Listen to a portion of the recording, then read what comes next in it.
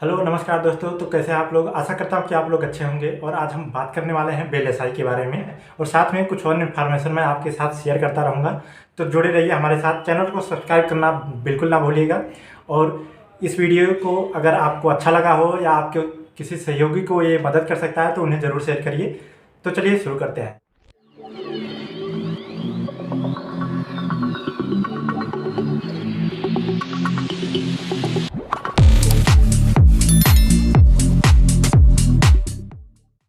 तो हम आज बात करने वाले हैं कि बेलएसआई एक्चुअली होता क्या है। तो बेलएसआई जैसा नाम इसका है, वेरी लार्ज स्केल इंटीग्रेशन। तो इसमें क्या करते हैं, बहुत सारे ट्रांजिस्टर या फिर बहुत सारे बीजेटी या फिर दोनों इंटीग्रेट किए जाते हैं एक सिंगल चिप पर। तो इसी को कहते हैं बेलएसआई। वेरी लार्ज स्केल मीन्स इसमें एक कुछ सर्टेन नंबर ऑफ ट्रांजिस्टर होते हैं तो उसको बेलएसआई कहा जाता है। ऐसे ही यूएलएसआई भी है और एलएसआई भी है, लार्ज स्केल इंटीग्रेशन ओनली। तो ये नंबर है जो नंबर के बेस पर ये डिवाइड किए गए हैं। बेलएसआई जो है वो सेमीकंडक्टर का ही पार्ट है और सेमीकंडक्टर आपको पता होगा सिलिकॉन जर्मेनियम, ये बहुत ही फेमस है मार्केट। बेलएसआई किस लिए यूज किया जाता है, तो जो केवल एक एप्लीकेशन पर्टिकुलर के लिए ही बनाए जाते हैं या फिर हो सकता है कि बहुत सारे चिप ऐसे बनाए जाते हैं जो मल्टीपर्पज़ के लिए भी बनाए जाते हैं। तो ऐसे मल्टीपर्पज़ चिप या एप्लीकेशन स्पेसिफिक चिप बनाए जाते हैं या माइक्रो प्रोसेसर हो गया। तो ये सारी चीज़ें जो है वो बेलएसआई की यूज के थ्रू ही बनाई जाती हैं। अब बात करेंगे कि बेलएसआई एक अच्छा कैरियर है कि नहीं। तो अभी इंडिया में बहुत अच्छा इसका डिमांड चल रहा है और ये बहुत ही अच्छा कैरियर मेरे हिसाब से है। और मुझे लगता है कि ये मेरे हिसाब से नहीं बल्कि बहुत सारे लोगों के हिसाब से बहुत ही अच्छा कैरियर है, इसमें कोई डाउट नहीं है। तो जैसा कि आईटी सेक्टर में क्या होता था कि इलेक्ट्रिकल के बहुत सारे बच्चे होते थे जो इलेक्ट्रिकल के होके या इलेक्ट्रॉनिक्स के होके वो आईटी सेक्टर में चले जाते थे और वहाँ उनको फिर से पढ़ाई करके आईटी सेक्टर में घुसना होता था।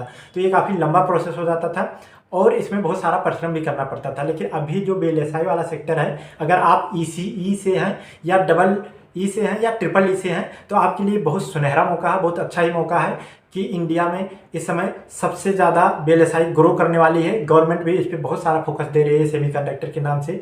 और बहुत सारी विदेशी कंपनियां हैं जो इंडिया में अपना प्लांट लगाना चाहती हैं। तो उस लिहाज से भी फ्यूचर में बहुत सारी वैकेंसी आने वाली है, उसमें कोई डाउट नहीं है। तो आप अगर इस सेक्टर से जुड़ते हैं तो कोई डाउट नहीं कि आपका फ्यूचर में बहुत अच्छा ही ग्रोथ होने वाला है। बेलएसआई सेक्टर में क्या कोडिंग की रिक्वायरमेंट है, तो इसका आंसर है हाँ। तो दो कोडिंग लैंग्वेज की ज़रूरत होती है, एक है वेरीलॉग और दूसरा है बीएसडीएल, जो बेसिकली डिज़ाइन वेरिफिकेशन वाले यूज़ करते हैं और वही डिज़ाइन भी करते हैं। तो डिज़ाइन और डिज़ाइन वेरिफिकेशन ये दो अलग अलग डोमेन होते हैं। तो डिज़ाइन अलग होता है, वेरिफिकेशन पार्ट अलग होता है। तो हाँ, कोडिंग की रिक्वायरमेंट है और इसमें बेसिकली जैसा मैंने बताया बीएसडीएल और वेरीलॉग कोडिंग है। और इसके अलावा भी अगर आप टूल यूज़ करते हैं तो टूल में अगर सिनॉप्सिस का यूज़ कर रहे हैं तो यहाँ पर टीसीएल लैंग्वेज यूज होता है। और अगर आप कैडेंस टूल यूज़ कर रहे हैं तो इसमें आपका स्किल कोड लैंग्वेज यूज होता है। तो अगर आपको कोडिंग स्किल है तो ये आपके लिए एक और एडवांटेज है। तो बेलएसआई ज्वाइन कौन कर सकता है, इस बारे में बात करेंगे। तो बेलएसआई ज्वाइन करने के लिए बेसिकली अगर आप डबल ई यानी इलेक्ट्रिकल इंजीनियरिंग से हैं या triple E electrical and electronics engineering से हैं या फिर ECE electrical and communication engineering से हैं तो आपके लिए ये सेक्टर ओपन है और आप इसमें एंट्री कर सकते हैं। मिनिमम रिक्वायरमेंट बेसिकली बीटेक वालों को लेते हैं, लेकिन बीएससी अगर आपने इलेक्ट्रॉनिक्स से कर रखा है तो भी आप इस सेक्टर में आ सकते हैं।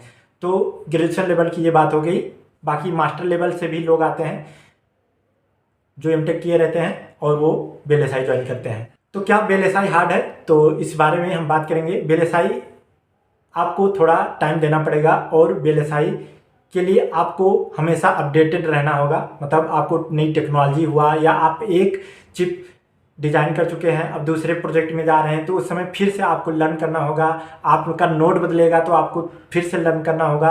तो आपको इस तरीके से हमेशा लर्निंग फेज में ही रहना होगा। तो आप अगर इसके लिए रेडी हैं तो आप इस डोमेन में आ सकते हैं। कंटिन्यूअस आपको फोकस देना होगा इस जॉब को।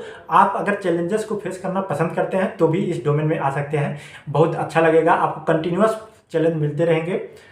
और पैकेज वाइज भी देखा जाए तो ये किसी आईटी वालों के पैकेज से कम बिल्कुल नहीं रहता है। इसमें ग्रोथ बहुत बेहतरीन ग्रोथ है बेसिकली अगर पैसे के मामले में देखा जाए तो इसमें डोमेन कौन कौन से होते हैं, तो डोमेन अभी मैंने बताया जैसे डिज़ाइनर होते हैं और फिर उसके बाद डिज़ाइन वेरिफिकेशन होते हैं और उसके बाद सर्किट डिज़ाइनर होते हैं और उसके बाद फिजिकल डिज़ाइन इंजीनियर होते हैं। और फिजिकल डिज़ाइन इंजीनियर का ही पार्ट है custom layout. And custom layout में भी आपको एनालॉग और डिजिटल अलग अलग मिल जाएंगे। स्टैंडर्ड सेल डिज़ाइनर अलग होते हैं, तो ये कस्टम लेआउट के ही पार्ट हैं। कस्टम लेआउट भी होता है और एक सेमी कस्टम लेआउट होता है। इसके बारे में भी हम आगे वीडियो में डिस्कस करेंगे किसी और वीडियो में। फिजिकल डिज़ाइन बेसिकली क्या होता है कि जो आपका एक्चुअल में मैन्युफैक्चर होके आता है चिप, वो डिज़ाइन करने वाले जो होते हैं वो फिजिकल डिज़ाइनर होते हैं। तो फिजिकल डिज़ाइन में आपका बहुत सारा सब पार्ट है, जैसे कि मैंने आपको बताया कस्टम लेआउट का पार्ट हो गया, या फिर STA का पार्ट हो गया।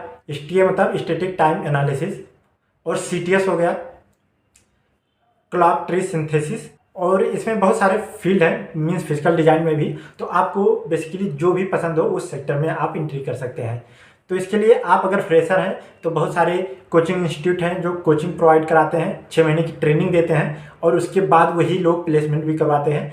तो आप ऐसे कोचिंग इंस्टीट्यूट का सहारा ले सकते हैं। या फिर अगर आप फ्रेशर हैं तो क्या करें कि आप इंटर्नशिप कर लें, अगर कहीं मिल जाता है तो, जैसे इंटेल, सिनॉप्सिस या क्वालकॉम या कहीं भी मिल जाए तो आप वहाँ से इंस्टीट्यूट से ट्रेनिंग लेने की बजाय डायरेक्ट वहाँ इंटर्नशिप कर लेंगे, आप इस करियर में इंटर कर सकते हैं। तो आशा करता हूँ कि आपको सारे पॉइंट क्लियर हो गए होंगे। फिर भी अगर आपको कोई डाउट है तो कमेंट करिए और हम उस बातों को डिस्कस करेंगे कमेंट बॉक्स में अगर पॉसिबल हो सका, नहीं तो अगली वीडियो में हम आपके साथ डिस्कस कर लेंगे। Thank you for watching, have a great day. Like share comment करना ना भूलिए।